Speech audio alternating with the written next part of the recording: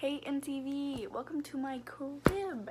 So today in this video, we're gonna learn about seizures and what to do when you see someone having a seizure and like the best way to go about helping them.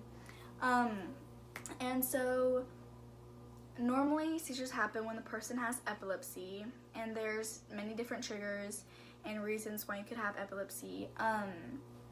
But there's different ways also to notice someone having a seizure, and it ranges from just having like a vacant expression in your eyes where you don't really, like, you could blink and miss it that someone had a seizure, to falling on the ground, and that's very, like, having a very violent seizure. And the more violent type of seizures are called grand mal seizures, and there's 4 different stages. What's gonna happen is at first there's gonna be almost like a wave of like contraction going up your body. So like your vocal cords are going to contract, so you cry out and make a noise, and the person will fall to the ground and become very rigid and tense and like a whole body contraction. And then after just like the one contraction, you move into the 3rd stage where there's also relaxation of the muscle. So it's like, what's the word? They're jerking, their body is jerking with their muscles having spasms.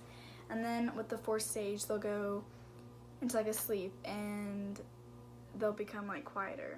And so there's different reasons why you would have epilepsy, and it can range from it being a disorder to the brain or past trauma, and you can have like, it can be from birth, like when your mom was pregnant, you can have a congenital birth defect. Or it could just be from toxins that you have been shown in your life. Toxins get into your system, lead poisoning, that is one, and it's not good.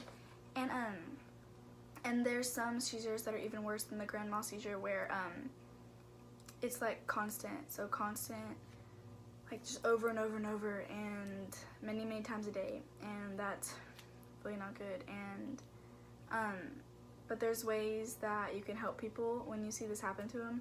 And so I'm about to go into the ways to help people and how to do it correctly without making things worse.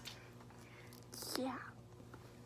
So the best way to help a person who's having a seizure is to remain calm and don't freak out, because freaking out will just make the situation worse.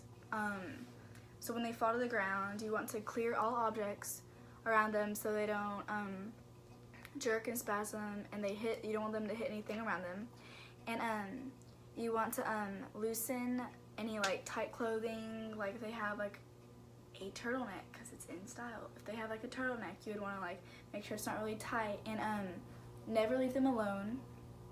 And you want to turn them to their side, because when on the side, if they tend to throw up, they won't choke on it, and because that would be really bad. And but you want to keep your fingers away from their mouths. So you lay them down and you protect their head. You put something underneath their head, lay them down, and so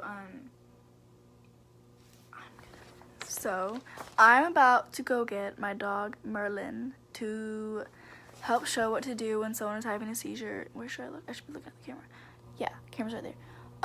What to do when someone's having a seizure, and so you can like see the steps played out of what to do and how to help them. So I am going to go get him.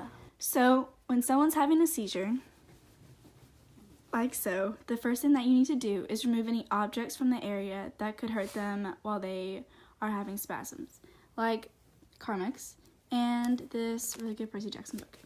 And so one of the first things you need to do after that is remove any tight restricting clothing.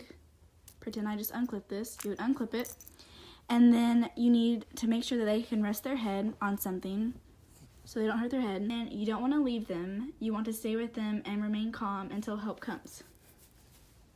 You were great, Merlin. Say bye. Bye.